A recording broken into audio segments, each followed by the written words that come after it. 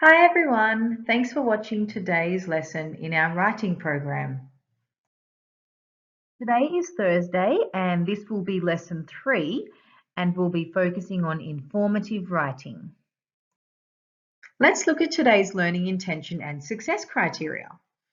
So today we are learning to write about an animal's appearance. So the word appearance means what something looks like.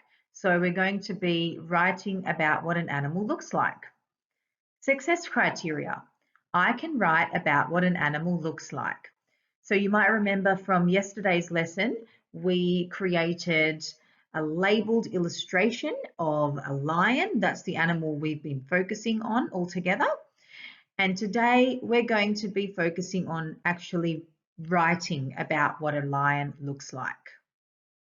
Let's quickly think about what a lion looks like first. So let's talk about some of the physical features of the lion. So we talked yesterday a bit about this as well. We talked about how lions have a fluffy mane around their head. They've got sharp teeth in their mouth. They have got 4 paws. They've got a long tail. They've got fur on their body. So all of these things are physical features of a lion. They are all part of a lion's appearance, what it looks like. To help us write a sentence about a lion's appearance, let's have a look at this example of some information written about elephants. So I know this page has other information on it as well, like information about the elephant's diet and the elephant's habitat. But today we're just going to focus on this part, which is the elephant's appearance. So the sentence says, elephants have a long trunk and large ears. Elephants have a long trunk and large ears. So in this sentence, we can see that the writer has chosen to focus on 2 physical features of an elephant's appearance. And the first physical feature that they are focusing on is the long trunk. And the second feature that they're focusing on is the large ears. So we're going to do something very similar today for our lion sentence. We're going to be picking 2 features of a lion's appearance and writing the same sentence about a lion's appearance. Now we're going to be continuing our joint construction of information about lions. So remember yesterday those words, joint construction. It's just a fancy way of saying that we are going to be writing our information report all together. We're all going to be writing the same information. So to help us write this sentence about a lion's appearance, I have chosen 2 physical features of a lion that I'd like us to focus on today. And the first physical feature is the fluffy mane. And the second physical feature is the sharp teeth. So what I'd like you to do now is pause your video and think for a couple of minutes of how you might like to put these words into a short sentence about a lion's physical appearance. And I'll give you a bit of a hint. You can start your sentence with the words lions have. Off you go. When you're done, come back and press play and we'll watch the rest of the lesson. Well done. So hopefully you gave yourself some time to think about how you could put that information into a short sentence about a lion's appearance.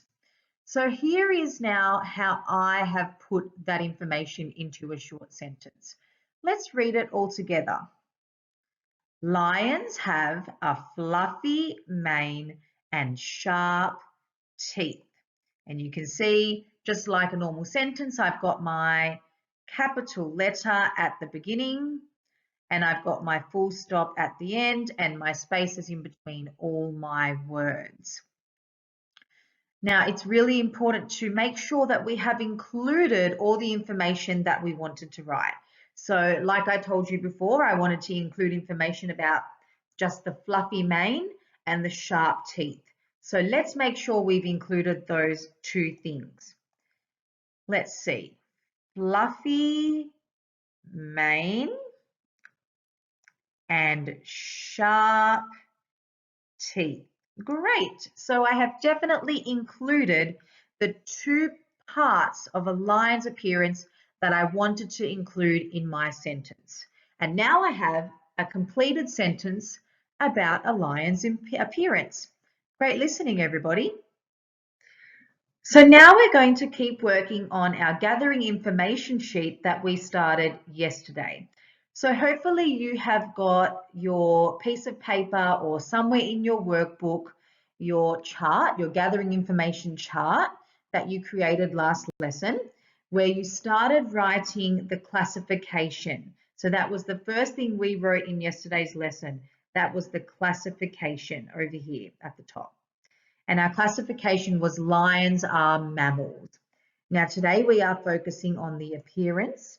So what I've done is I've put the sentence that we created together just before into the box about the lion's appearance. And you can see the sentence right here. Let's read it together.